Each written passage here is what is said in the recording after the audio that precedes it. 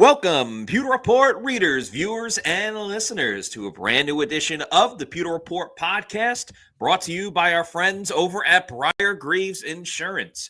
Protecting your assets starts with a company that you can count on.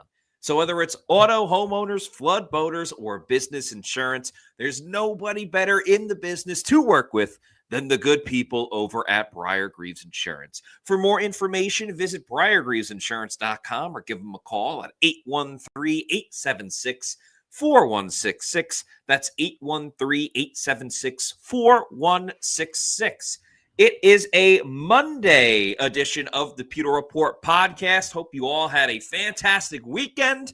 Hope you all also have been paying attention to the Bucs and what's been going on, especially on pewterreport.com and the Pewter Report podcast. We had practice yesterday that you can read about on pewterreport.com.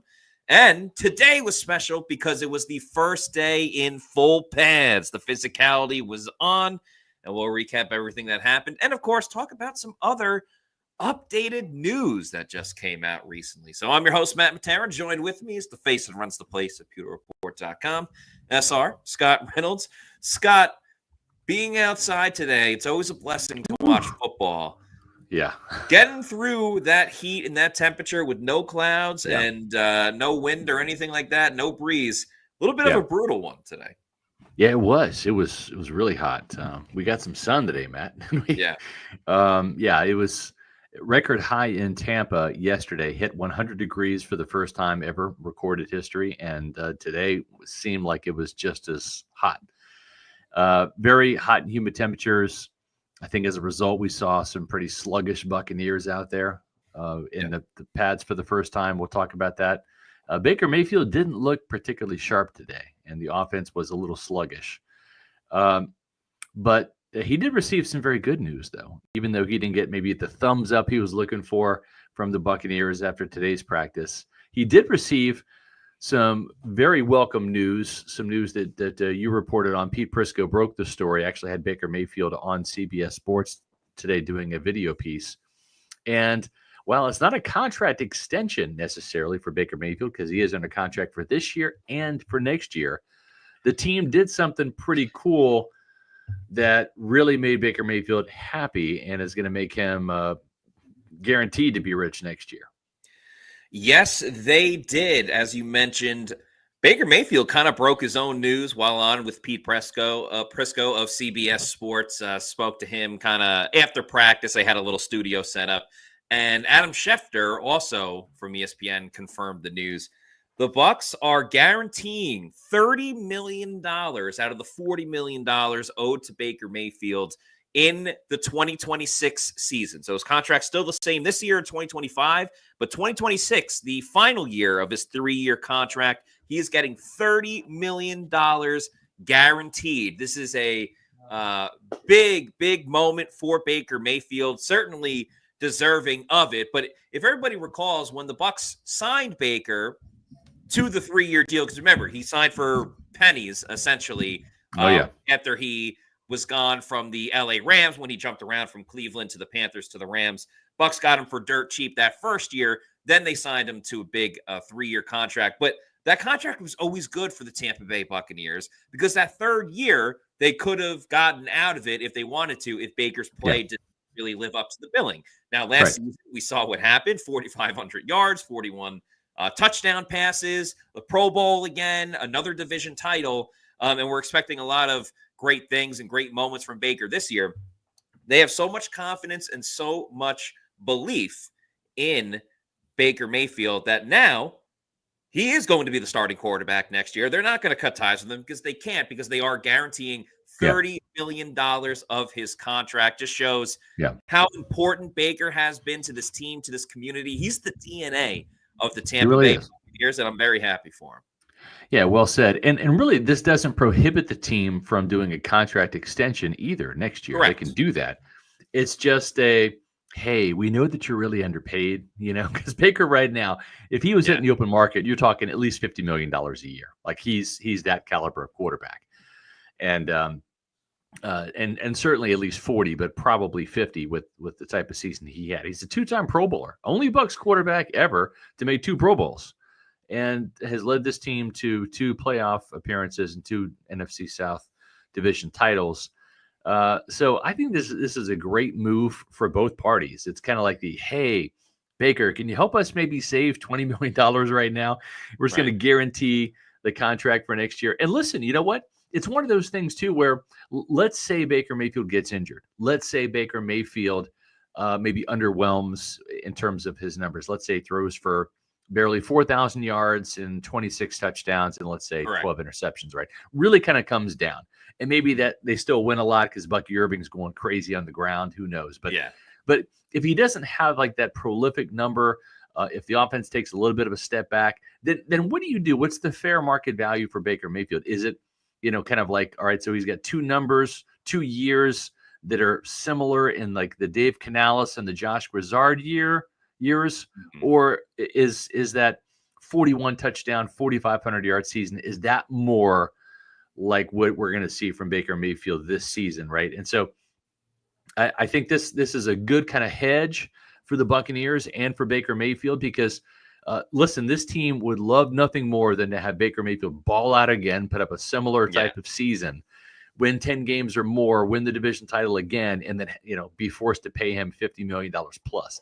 That would make him happy. That would make the team happy. That's what everyone's kind of gunning for. Jason Light says the Blazers love it when we write big checks to players who have played really, really well and helped us win. So that's the premise. But if something happens, right, at least this contract is guaranteed for 2026, so you can kind of see what the climate and the forecast would be for Baker Mayfield and the Buccaneers going forward, in a little bit of a doubt type of situation, because you'd love to have him for a full season, really show out.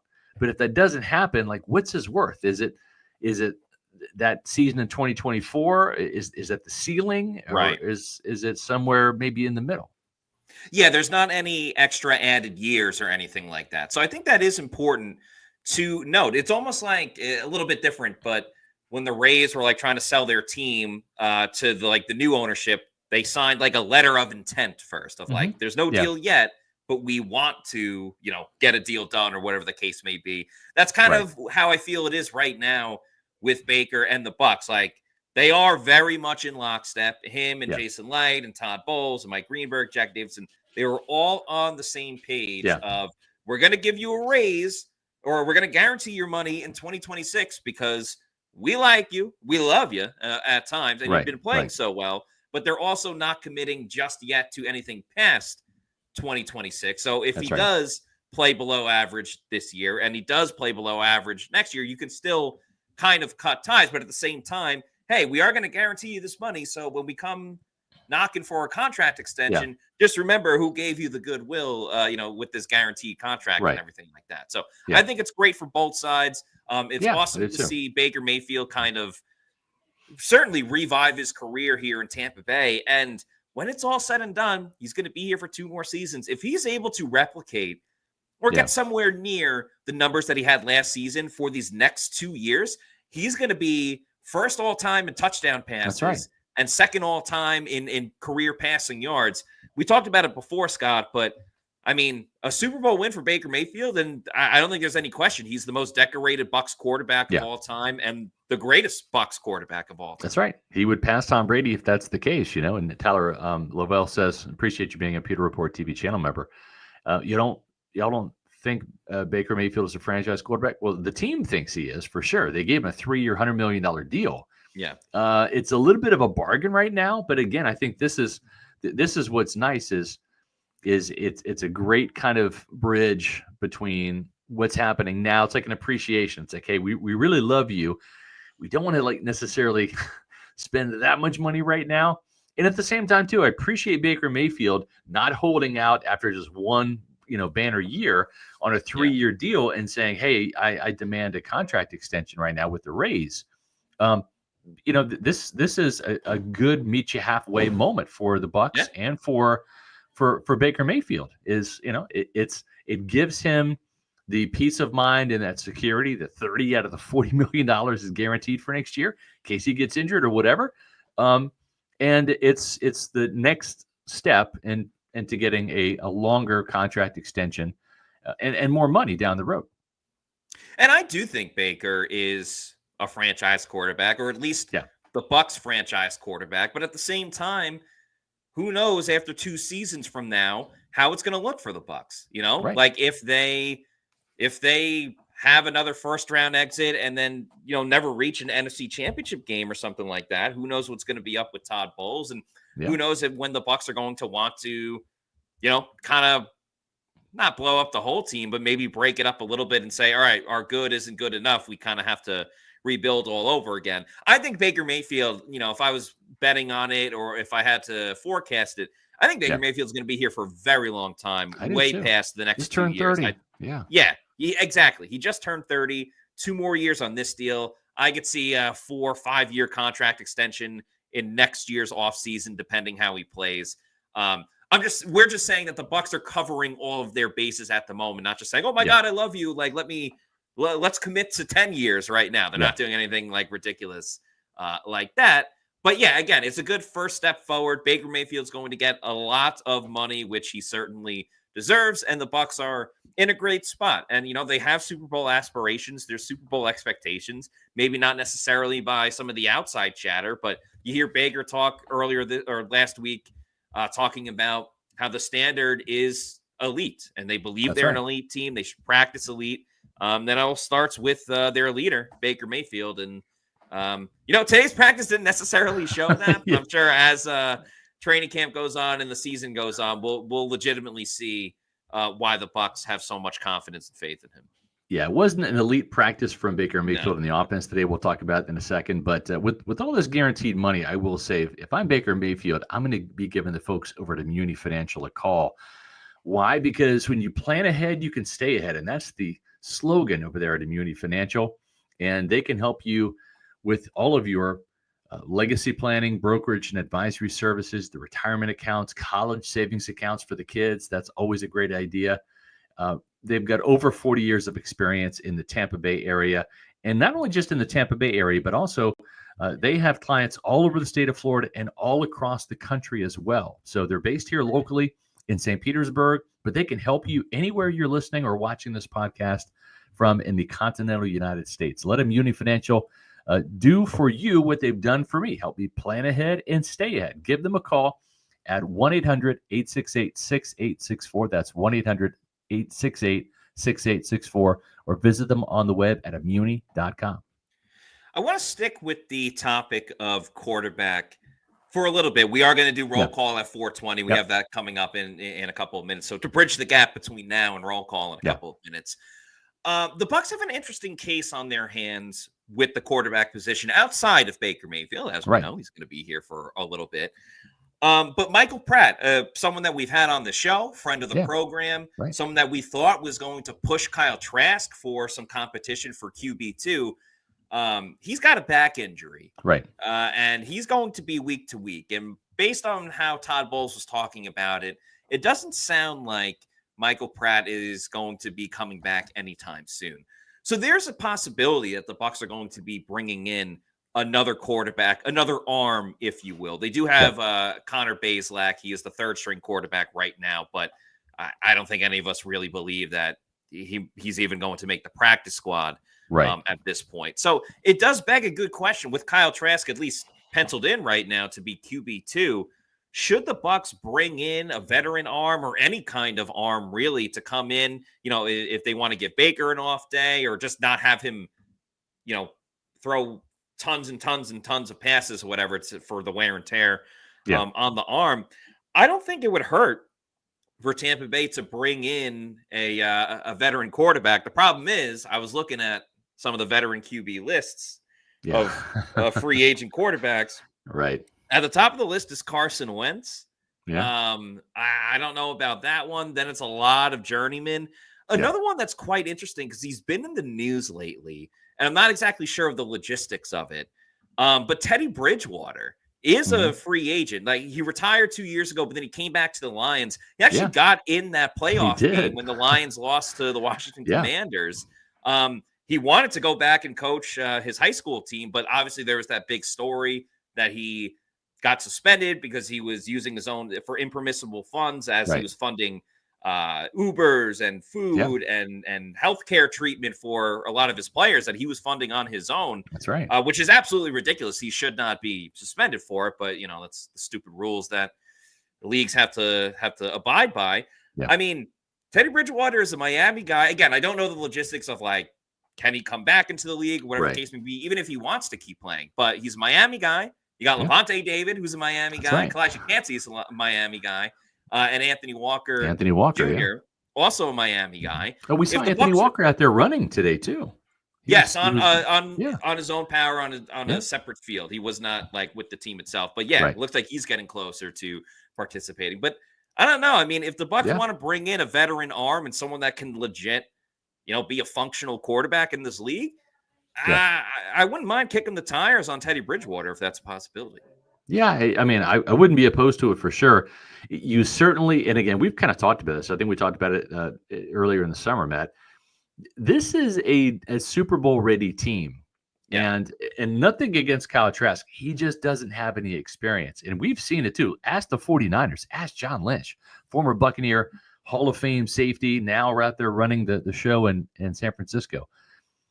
They've gone through some quarterbacks, right? It's one thing that once you have your starting quarterback down, you're one play away from being at your third string quarterback, right? Because now your backup is the starter, and nothing can derail a playoff season, a perhaps championship season, more than losing your quarterback. And so, I'm all for it this year, especially getting another veteran on this team.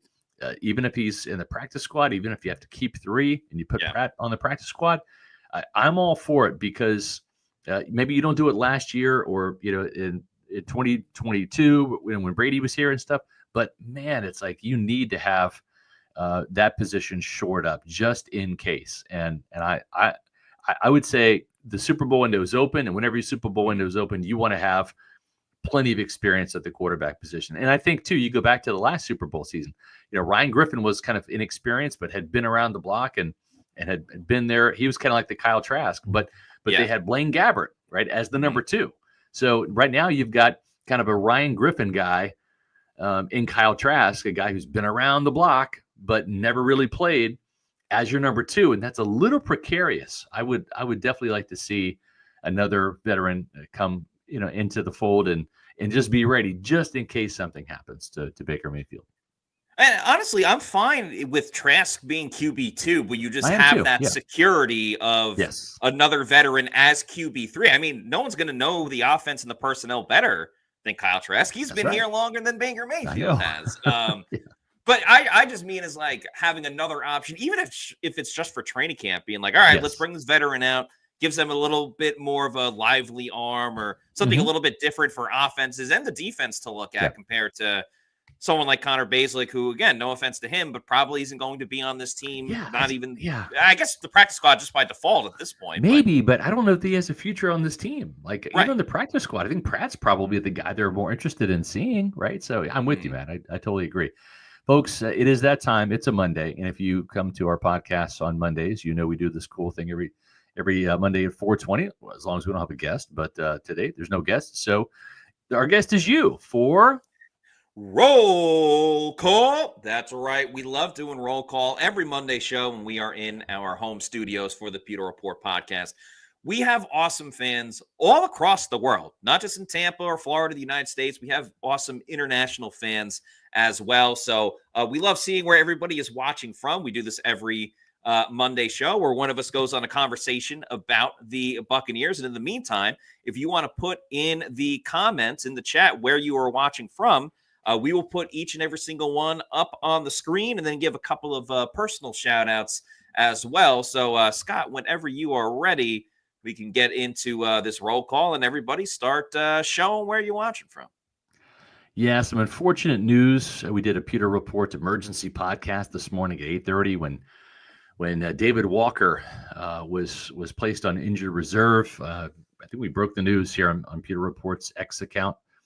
I know some other reporters kind of posted right around the same time. We had our story up really quick, and just unfortunate news. I talked with Larry Foote after practice today, the outside linebackers coach. He said, man, this one hurts because this guy was going to play a lot. And David Walker, if you're not familiar, 4th-round pick, day 3 steal.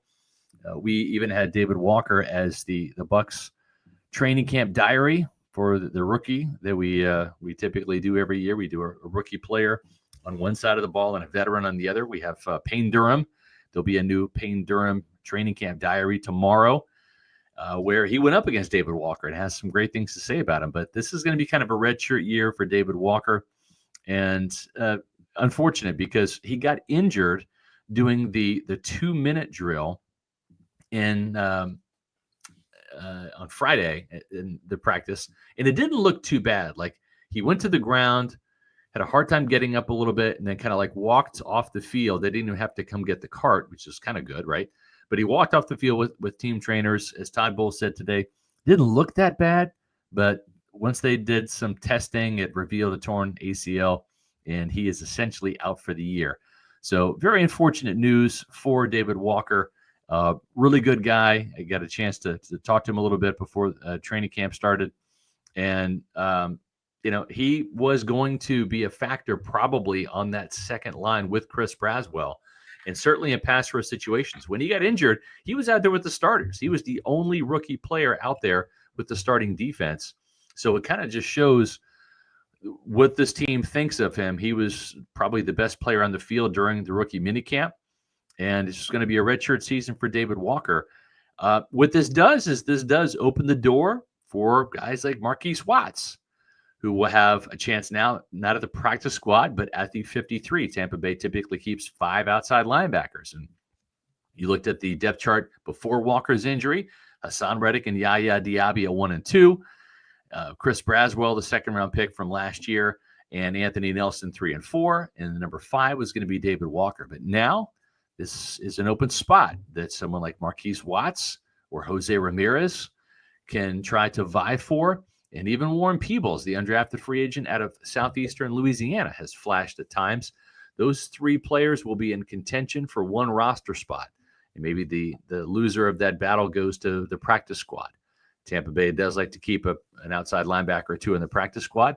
But, it's next man up in the NFL. And we also have a new training camp diary subject coming on Wednesday. Elijah Roberts, friend of the program. He was on the Pewter Report podcast right after the draft. He has agreed to be our training camp diary fill-in. It's very kind of apropos, unfortunately, because David Walker and Elijah Roberts are actually roommates, not just in training camp, but in the offseason. So we appreciate Elijah for filling in, and we'll have the Pewter Report camp diary with Elijah Roberts on Wednesday. I'm talking to him tomorrow.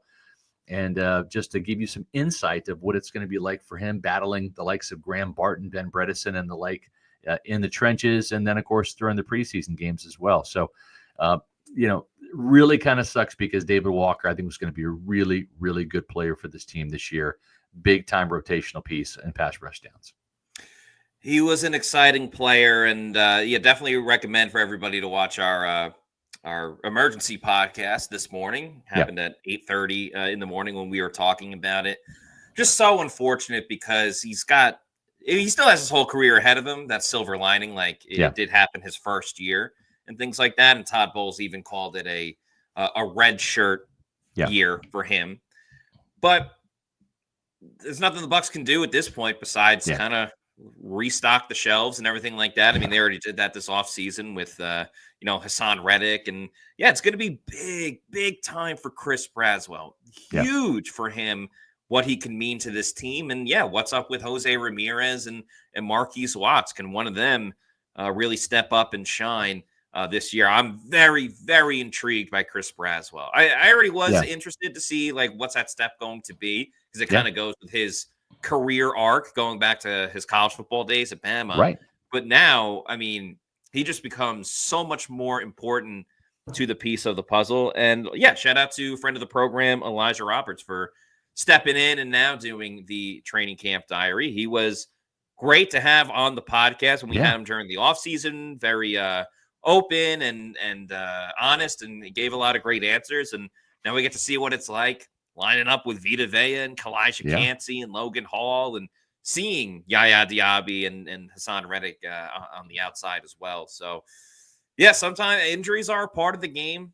Don't That's blame right. the training staff, like we mentioned this morning. Like, Yep. what are they going to do about a torn ACL? They Yeah, they just didn't happen. tell them to do this workout or whatever that Yeah. caused it a little bit more. So the injuries, man, they keep coming for the Bucs. It's very unfortunate. Tristan Wirfs, Chris Godwin, Anthony Kate Walker. Otten hasn't practiced for 2 days Yep. in a row. Now that's more of just a hamstring tweak, Yep. that type of thing. But yeah, now with David Walker, upsetting a little bit for sure. Yep. But just makes the comeback that much better when he comes through.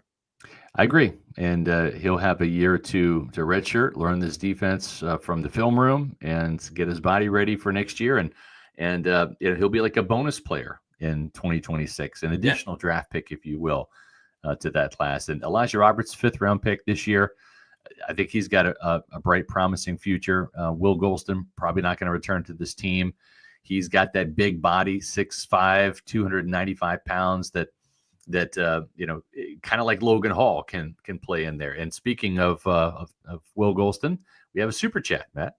Yeah, fitting with the timing. Yeah. But JD Foster, thank you for the $2 super chat, says, will the Bucs re-sign Will Golston? Would love to have him. Yes, we talked about on the show. I was going to say real quick, he's coaching high school football at Sickles High School in Tampa. Doesn't preclude him. I've texted with Will. He's not retired just yet. He's waiting for a phone call. And if one doesn't happen, well, then maybe he'll sit out this year and coach high school football. But that's what he's doing right now. Yeah, so cool to see that he's still involved in football. I don't think he'll be back with the Bucs unless there's another significant injury to the defensive line. Remember, David Walker plays outside linebacker, so it's not like Will Golston would be a direct replacement for him.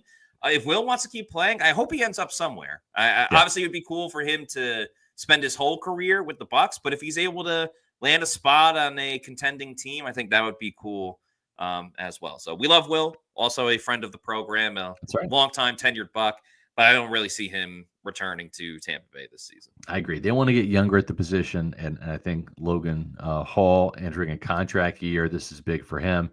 And then Elijah Roberts could be that Logan Hall replacement, right? In the lineup, or just an additional weapon inside if Logan Hall ends up re-signing with the Bucs. We'll see. I talked with Logan Hall. He's in great shape.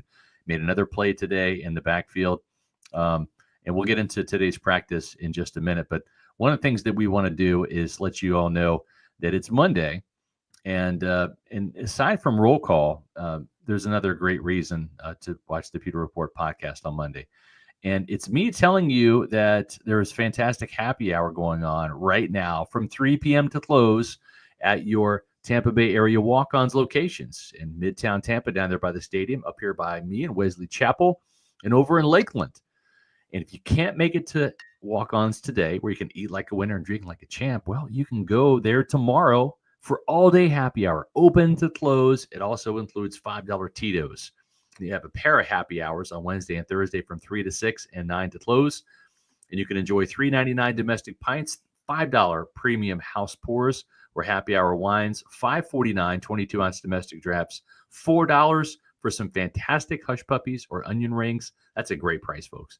$7 gets you the Boom Boom Shrimp, the half order of the waffle cheese fries, the spinach and artichoke dip, which is massive. Sometimes that fills me up. And $8, you can make a meal out of the boneless wings or the cheeseburger sliders. Head over to Walk-Ons. Folks, football will be back soon, and there's no better place to watch the game than Walk-Ons. TVs galore, great food and drink specials, great atmosphere, 3 Tampa Bay area locations. Again, Midtown Tampa, Wesley Chapel, and Lakeland. So the pads came on today. They did. Scott. There was physicality for sure. I mean, look at that. That's a great picture by our photographer, Cliff Welch, who is the best in the business. We love Cliff, and we appreciate when he gets great photos like this. Absolutely. And as we mentioned, it was freaking hot. So that's I sweat, can only imagine. I remember when I played, but growing up in New York, it's not like Tampa, Florida. But I remember playing and having the shoulder pads and the helmets on. These guys in this temperature, you see the sweat flying. I mean, it's a great picture, but it's like, damn, they need like 15 water breaks, not 5 or whatever the case is.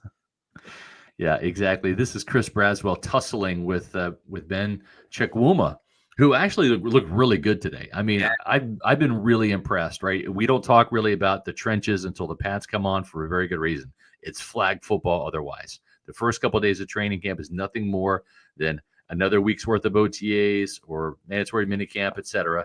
When the pads come on, different story. And I tell you, I was really impressed with Chikwuma. It's his only one practice, but he kind of looks the part. And these guys were getting after it today. This is Elijah Roberts battling Raekwon O'Neal, right? So they were getting physical, and you love to see that. I love when the pads come on. You do too, Matt. Yeah. But Chris Braswell, I thought he had a pretty good day today in pads. He's looked good before the pads came on in terms of just his quickness, his get off. I talked to him after practice today. I'll have something up on pewterreport.com tomorrow.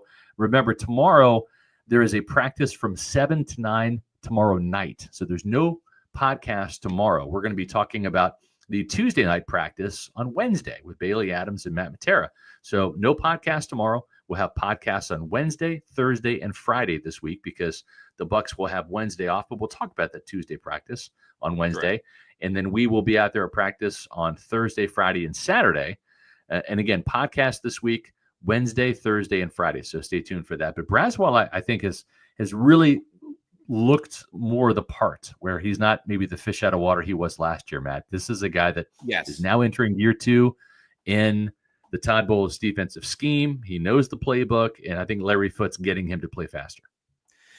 It's almost, and I mean this in a positive, complimentary way, it's almost like Chris Braswell isn't thinking anymore. Yeah. It's just go. It's just get to the quarterback, or if it's a run play, get to the running back. It's just full speed ahead. And I think this year, obviously, the work is put in the offseason with, getting your body a little more NFL ready. Right. But it feels like he has found, and we'll see how it goes, but he has found the proper channels of implementing his power and his speed all together in one.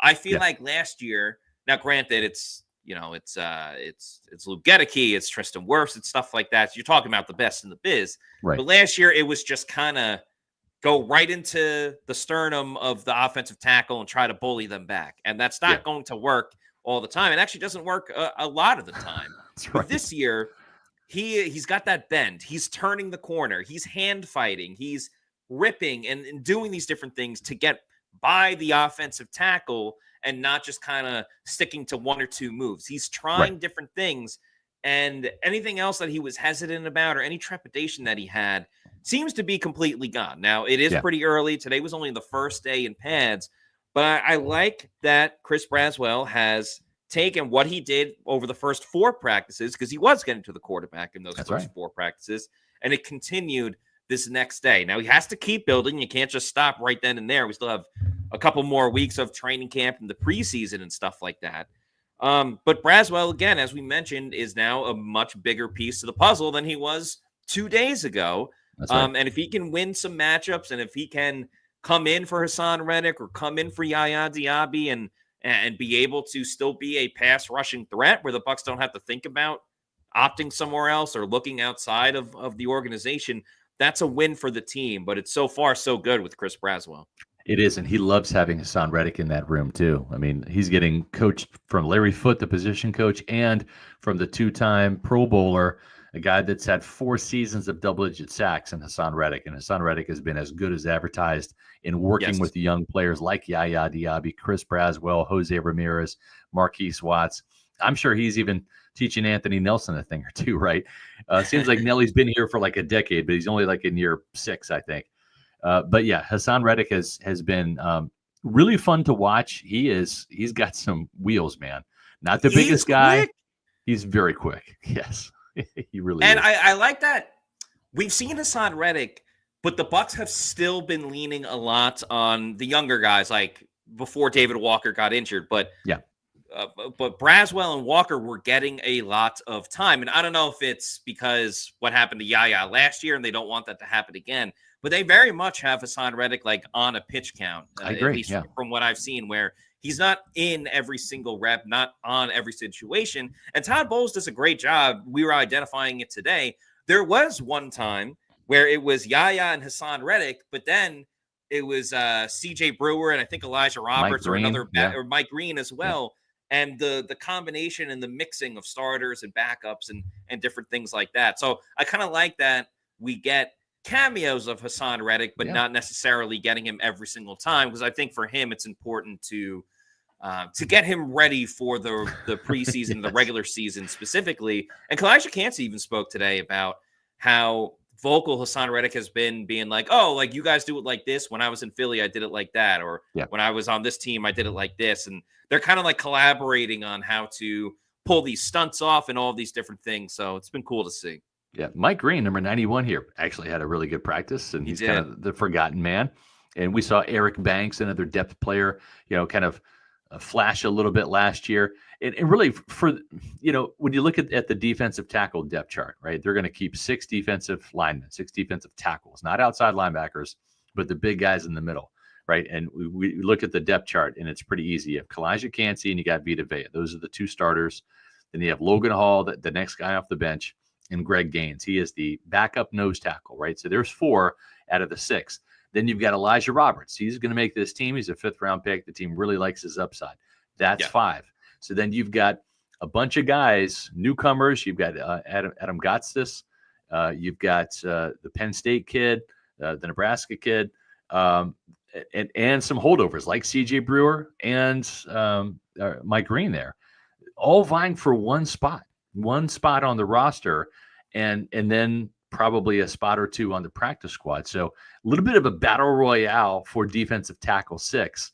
And the whole key is not to flash, but to be consistent, right? So can Mike Green, once these pads are on, can he start stacking days? Can CJ Brewer start stacking days? Can one of these newcomers really shine and get the coach's attention, right? We saw Tyreek Thunderberg last year, who I don't think has a spot on this year's roster, but he had a pretty good training camp last year and earned a spot, right? And just because you earn a spot, you got to keep it, right? And we didn't see the best of Tyreek Thunderberg last year, and as a result, they drafted 2 corners and like I said, probably not going to make the team. Re-signed some guys, brought in Kendall Vildor as well. Exactly, completely revamped it. But can you do enough to make this team, and then can you do enough to keep your spot on the roster? But first, you got to make the team, and for these guys, all battling for that 6th and final defensive tackle spot, it's consistency. Can you stack those days and make a good impression day to day, week to week, game to game in August? Yeah, that'll be interesting for the defensive tackles. I think Green at this point, today was one of his best days. He's had some good moments too. I think right now he's destined at least for a practice squad spot. And again, one of those, he'll get called up for like 2 games because you have the practice squad elevations and stuff like that. So yeah, I think he's in a really good spot for sure. We forgot to mention, with the pads on, the physicality, there was a dust up a moment like right at the beginning of practice where Baker Mayfield not only got knocked into, but was on the ground. And it was like, oh my God, like the quarterback's on the ground. Why is the quarterback on the ground? But we almost saw a dicey situation very early in practice with the starters having good on good. Yeah, Vita Vea blew up Graham Barton. And I don't know if it was just, he just decided to bring some unexpected power, or if Graham Barton sometimes, right, when you're getting in pass protection, you step on a guy's foot or somebody steps on your foot, right, and you kind of lose balance. So I'm not sure, we don't have access to the film. Something happened where Graham Barton got knocked into Baker Mayfield. It was like a domino effect. And of course, Vita Vea is the prime suspect when that happens. And Baker hit the deck and fumbled the ball, and there was a little bit of mayhem there for a second. You'd never like to see the guys in the orange jerseys on the ground, but thankfully nothing bad happened. But we saw Graham Barton on the ground a couple times on Monday morning. And, that's a little bit of a wake-up call. It's like, all right, you think you've arrived, you're in your 2nd year and all that. And guess what? You got some hungry dudes in front of you, whether it's a starter like Kalijah Kancey, who's looking to have a breakout Pro Bowl year, or a guy looking to make the Pro Bowl again at age 30 at Vita Vea, or like a young buck like Elijah Roberts, right, who's trying to make his mark on this team, or Logan Hall in a contract year. So we're going to see some really good trench warfare in training camp. Once the pads are on, they're going to be on again tomorrow night. And then on Thursday, I think they have the pads again. So it's going to be fun to see. You just don't like to see Baker Mayfield on the ground at all. Right. And it is, it's football. Like, players are going to get hit.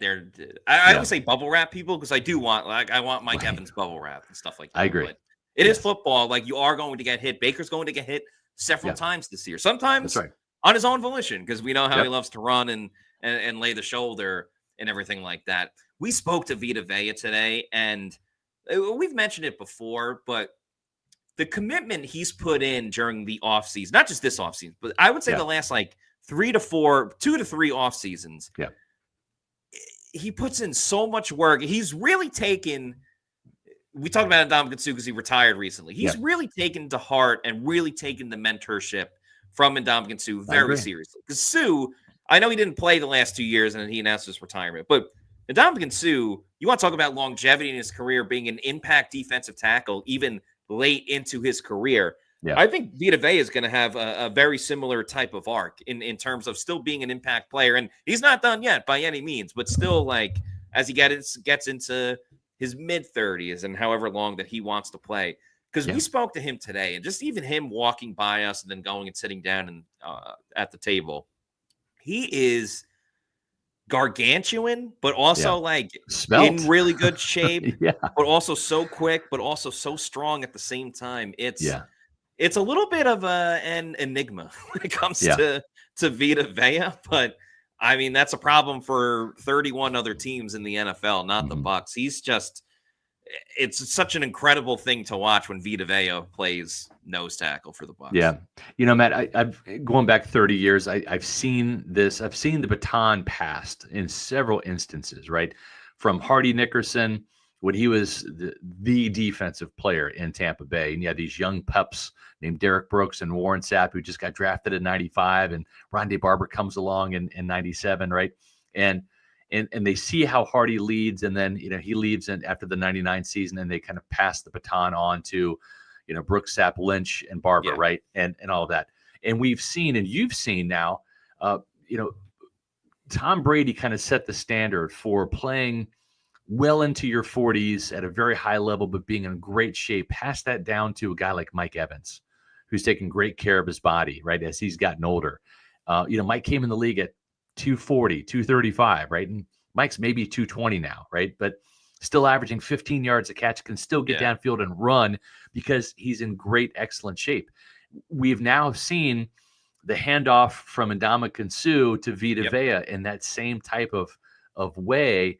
And we're witnessing now Mike Evans and Chris Godwin, who was out signing autographs with fans after the practice, passing their knowledge down to the Jalen McMillan and the Emeka Egbuka, right? Just like he received it, Mike did, from Vincent Jackson, his rookie season, and the 2 years he spent with VJack. So it's really kind of cool to see some of these Bucs legends impart their wisdom onto the current legends.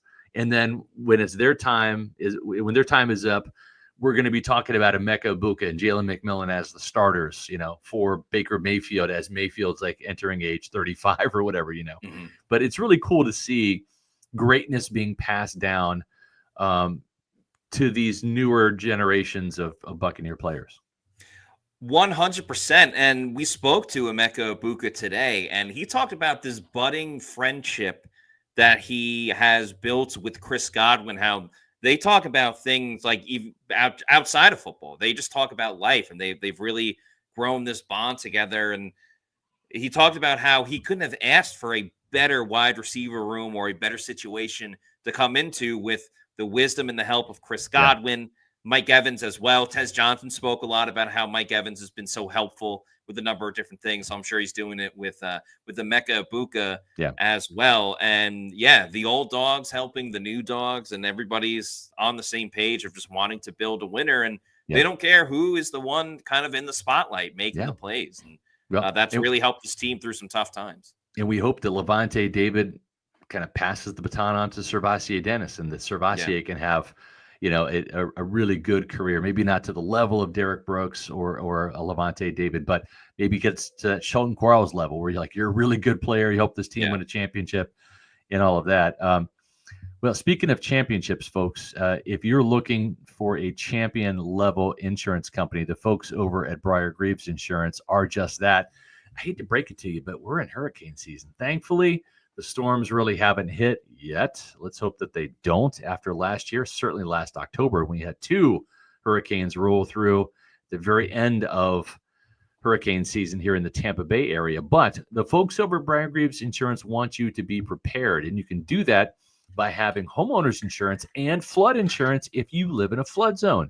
So many Floridians, so many Tampa Bay area residents, unfortunately, they lost a lot of their house, of their belongings, of their personal items, etc. When storm surge hits, whether it's from the ocean or when creeks and rivers rise due to flooding, you need flood insurance because homeowners insurance does not protect you from flooding. So sometimes if you live in a flood zone, you need both insurances. And they can also help you with your auto insurance because I get my homeowners and auto insurance through Briar Greaves as well. Protecting your assets starts with a company you can count on. You want to save some money on your insurance, whether it's homeowners, auto or flood, or boat or business insurance?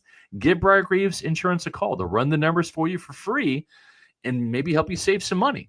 Work with an independent agency you can trust. BriarGreavesInsurance.com. That's Briar, B-R-I-E-R, Greaves, G-R-I-E-V-E-S, insurance.com, or give them a call at 813-876-4166. Matt, we would be fair in saying the offense did not look good today. They were sluggish. Payne Durham even admitted that to me after practice today. But there were a couple of defensive backs that looked really good. Antoine Winfield Jr. dropped a gimme interception, hit him hurts. right in the hands. Yes, and he was seen doing some jugs machine work after practice. Coach Bowles came over and was giving him a good-natured ribbing after practice, watching him catch those passes on the jugs machine. And as Coach Bowles was walking over, Winfield was doing this like, I had it right here, Coach. I had it right here. Yeah. And but he didn't get the interception. Christian Izien had a day today. He and J.J. Roberts, both of those defensive backs, had a day. I'll talk about J.J. Roberts. He had an interception where he ripped the ball away from Emeka Egbuka in one-on-ones. Yeah. Then he had a sack, a blindside sack during practice coming off of a nickel blitz. And then he had the biggest hit of training camp far. He walloped Ryan Miller to break up a pass, like 1980 style. He looked like John Lynch out there. Receiver catch ball, boom! Receiver drop ball. That's what happened with J.J. Roberts today. This kid, I talked about him. He was my super sleeper when I did a Pewter Pulse video heading into training camp on defense during the summer. Talked about him as one of the players who really stood out during week 1. He didn't disappoint when the pads came on today. Neither he nor Christian Izien, Matt. No, he did not. And J.J. Roberts with that hit on Ryan Miller, that was the first example of, the pads are on. You can hit. That was the first true legit pop that you heard with a player trying to make a hit and make a tackle or a pass breakup in this situation. You got it with the offensive and defensive linemen, but that one was truly the one that really got everybody oohing and eyeing on that one. Christian Izien having a really good camp, got a ton of praise from Todd Bowles. Yeah. Bowles went as far as to say he made the team. He made the team. Congratulations to Christian Izien. He is on the Buccaneers for the 2025 season. He's been going back and forth between safety and nickel, kind of like how players have been doing as well. He had an interception today off of Kyle Trask. Now, again, we should specify, we should preface, it was a situational type of play where it was third or fourth. It was in the red zone, fourth down. The Bucs only had a couple of seconds left. They had to throw it into the end zone. So it wasn't like Kyle Trask was up. Triple cover. It's touchdown or you lose. That was the scenario on the clock. Yeah. But somebody has to be in position. Somebody has to make a play. And Christian Izien was the one that made that play. Also had a good pass breakup as well. And there's been some cockiness, not just with Christian Izien, but J.J. Roberts, when he made that hit on Ryan Miller, he kind of stood and stared at him a little bit. He did. Izien did that the other day. He had a pass breakup, a nice hustle play in the end zone. Tackled, I believe, Cameron Johnson and broke up the pass, and he flexed on him too. So some chippiness Yeah. some cockiness with the secondary that Love it. kind of needs it based on what happened last year. Right. And these dudes, whether it's Izzy and Roberts, a couple of other guys as well, Yeah. Parrish for sure Yeah. has been making plays. They are like a swarm of bees coming Yeah. out of a hive. They are swarming, I know. giving not an inch to any of these wide receivers. Now, Mike Evans didn't really practice today. He warmed up and, kind of was Right. a figurehead today, as he's been a couple of times during practice. But really, Emeka Egbuka was the only wide receiver kind of making plays yesterday. I He agree. scored a touchdown on a throw from Baker Mayfield. Actually got past Christian Izzy on that one. Mm-hmm. But, man, this secondary, if they can keep it up for, the regular season and stuff Yeah. like that, they are just suffocating out there. And then you add in, the special pieces that they have on the defensive line. Yeah. The Bucs defense is out for blood this Yeah. year, and we're seeing it early on, especially with the secondary. They're on a revenge tour after last year for sure. And this nickelback position is going to be quite the battle because Izzian has seen some time there. He's kind of that flex piece. He'll play safety. He'll play nickel. He's played there. Jacob Parrish has played there. J.J. Roberts. Those are the three guys. Yeah. And I tell you, each one of those players has made plays in training camp, right? I mean, Yes. it's kind of a three-headed hydra right now where you don't know which one is going to win the job. It's going to come down to those preseason games for sure. Just because Jacob Parrish is a third rounder, folks, listen, I'm a Wildcat, go Cats. But, maybe pencil him as the starter, but J.J. Roberts, this team really, really likes what they've seen from him. He put on a show today, and Christian Izzian is always going to be a Todd Bowles favorite for sure. We have some favorites too, by the way. We love all of our Pewter people. We love all of you guys watching. We really appreciate the financial commitment that our Pewter Platinum members make. As a result, they get a shout out every show. So thank you, Scott Federico, Rachel Gordon, Noah Parr, Scotty J, Dave Anderson, Hezo813, Ash Fishpool, Joel Elrican, Sam John Dale Morris, Zap Brannigan, RP89, Eric McMillan, Connor For Reals, Kevin Thomas, Zach Jarvis, Leighton Carter, The Guy Is Gifted, Brandon Riley, Alec Bickler, Nick Dubuque, and Mario Thomas. Thank you so much for being Pewter Platinum members. And before we get to today's roll call, which was outstanding, I saw the names come up as I was doing my little spiel on David Walker. I wanted to let everybody know we are 100 subscribers away from hitting 20,000. 100. That's it. So if you haven't had the opportunity yet, go to Pewter Report TV, our YouTube channel, hit subscribe. It's free. Help us get to 20,000. I think we're going to be there by next week, which is awesome. Thank you so much. We appreciate all the views for Adam Slavan's Top 10 Takeaways, my Pewter Pulse videos, the Pewter Report podcast, the Emergency podcast this morning with David Walker. Greatly appreciate that. We really appreciate the Pewter Report TV channel members, because it does take a little bit of a financial commitment for us to go on the road to places like Pittsburgh, where we're sending Matt Matera and Adam Slavan to go watch the joint practice between Aaron Rodgers and the Steelers and Baker Mayfield and the Bucs in just 2 weeks. And y'all come through with subscriptions. You can become a channel member at Pewter Report TV, whether it's a Pewter People member for $3.99, the Pewter Pro members for $6.99, the Pewter Premier member for $9.99, or the Pewter Platinum members for $24.99. All of the money that we get from our Pewter Report TV YouTube channel goes right towards our travel budget. So think about it as an investment in your own Bucs entertainment and knowledge, because we're going to go on location at the Senior Bowl in Mobile, Alabama, at the NFL Scouting Combine in Indianapolis. We go to the NFL annual meeting, and we go to joint practices like we did in Jacksonville last year. So that's how your money is put forth in our budget. We greatly appreciate it. So if you can, please find the membership level that fits your budget, and we greatly appreciate the support. Yeah, thank you everyone for your support. And these joint training camp practices, especially when the Bucs are on the road, they're important because not a ton of media goes to it. So if you want recaps, responses, live tweeting about what's going on, that's how Pewter Report gets there and is able to send out what's going on to everybody. That's right. Update everyone about the biggest moments from that. So definitely looking forward to Pittsburgh in a couple of weeks. The Bucs first Aaron Rodgers in joint training camp once again. Of course, they did it against the Jets a couple of years ago. Anyway, roll call, great turnout, like Scott mentioned. Thanks to everyone for For jiving with us on today's show, we'll give a couple of shout outs. Cody Haynes watching from St. Pete, right in the Tampa Bay area. DeGuy is gifted, a Pewter Platinum member, watching from Pocatello, Idaho. I don't know if we've had Idaho yet, so that's cool. Yeah. Mr. King tuning in from Salt Lake City today. That's cool to Awesome. see. Dave Weber, Shepherdsville, Kentucky. R7W, North Dakota repping for all three of us. Shout out to that. JD Foster from Toronto, Canada. Jacko Bluntly from Nassau, Bahamas, 242. I'll be in Tampa on the 15th. That's very cool. Wasp watching from Miami, Florida. And this is not a location, but want to give a shout out to DJ Narc Nasty, who says, love you guys. Active Army, but I travel all over repping our Bucs. Awesome. And even the military guys I talk to say this is one of the best team podcasts. Oh, that's great to hear. Keep killing it, and thank you. Well, thank you, DJ Nasty, for your service. We appreciate you so much, and glad that you find some entertainment with the Pewter Report podcast. We really appreciate that.